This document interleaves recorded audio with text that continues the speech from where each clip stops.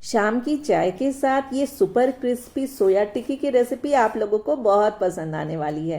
तो चलिए मिलकर बनाते हैं। तो यहाँ मैंने पानी को पहले से बॉईल करके रखा हुआ था, उसमें मैंने डाल दिया है 1 कप सोया ग्रेन्यूल्स। आप सोया चंक्स भी डाल सकते हैं और इसे कवर करके मैंने 15 मिनट के लिए रख दिया था। तो ये अच्छी तरह से कुक हो गए हैं। तो चलिए इसे हम स्ट्रेन कर लेते हैं।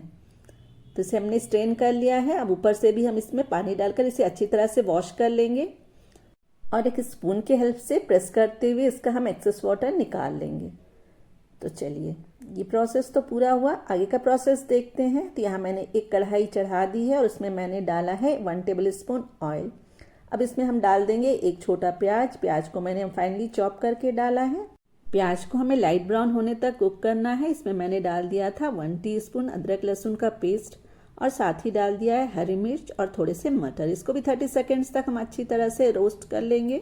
अब हम इसमें डाल देंगे हल्दी पाउडर, धनिया पाउडर, भुने हुए जीरे का पाउडर, काली मिर्च का पाउडर, काला नमक और चाट मसाला। साथ ही डाला है काश्मीरी लाल मिर्च और कसूरी मेथी। इंग्रेडिएंट्स की डिटेल्स मैंने डिस्क्रिप्शन में डाल दी है, आप वहाँ से जाके देख सकते हैं। अब हम इसमें डालेंगे अपने सोया ग्रेन्यूल्स को और उसे भी डालकर हमें मसालों के साथ अच्छी तरह से इसे भून लेना है ताकि सारे मसालों का फ्लेवर जो है ग्रेन्यूल्स में अच्छी तरह से आ जाए। तो इसे हमें लो फ्लेम में लगभग 2 से 3 मिनट तक अच्छी तरह से इसे मसालों के साथ हमें भून लेना है। बट एक बात का ख्याल रखना है कि इसे हमें बिल्कुल ड्राई नहीं करना है, ये थोड़ा सा जूसी रहना चाहिए। अब इसमें डाल देंगे टेस्ट के अकॉर्डिंग नमक, क्योंकि वाइट सॉल्ट हमने इसमें नहीं डाला था तो अंदाज से ही डालेंगे, क्योंकि हमने इसमें चाट मसाला और काला नमक भी डाला था। साथ ही डाल देते हैं गरम मसाला पाउडर और धनिया पत्ता को मैंने चॉप करके डाला है। और यहाँ मैंने काजू और किशमिश को छोटे छोटे पीसेस में काट लिया था, इसे भी डाल दें, इससे इसका टेस्ट बहुत ही अच्छा आता है। एक बार इसे अच्छी तरह से मिक्स कर लेंगे और इसे हम एक प्लेट में निकाल के इसे ठंडा होने के लिए रख देंगे। यहाँ मैंने 6 से 8 आलू लिए हैं। आलूओं को मैंने बॉईल कर लिया था।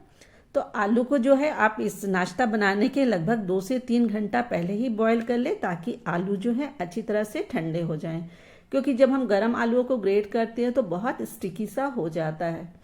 तो यहाँ मैंने आलू को अच्छी तरह से मैश कर लिया है। उसमें डालेंगे टेस्ट के अकॉर्डिंग नमक और साथ ही काली मिर्च का पाउडर डाल दिया है।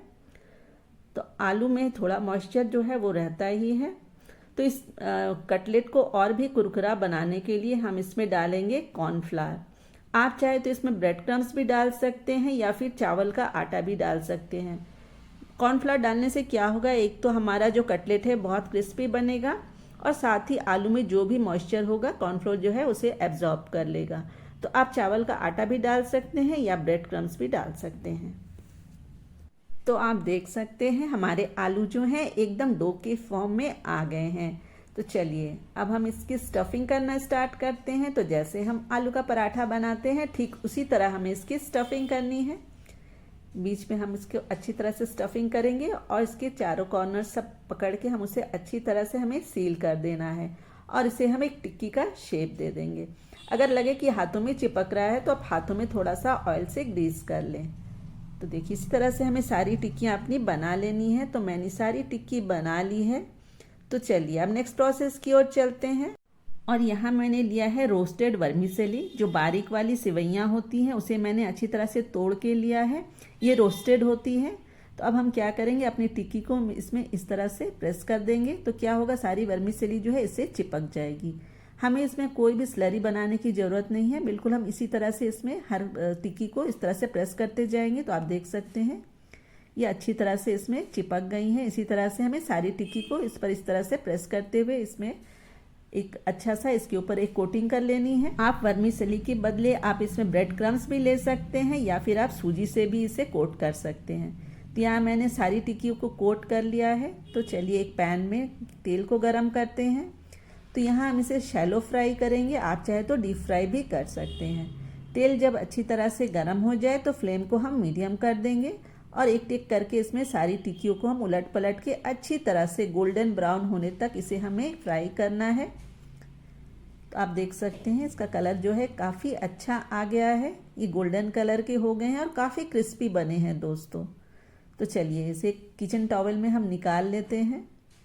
घर में किटी पार्टी हो या फिर बच्चों की बर्थडे पार्टी हो, आप इन टिक्कियों को बना के फ्रिज में रख लें और जब मेहमान आए तो इसे आप शैलो फ्राई कर लें या डीप फ्राई कर लें।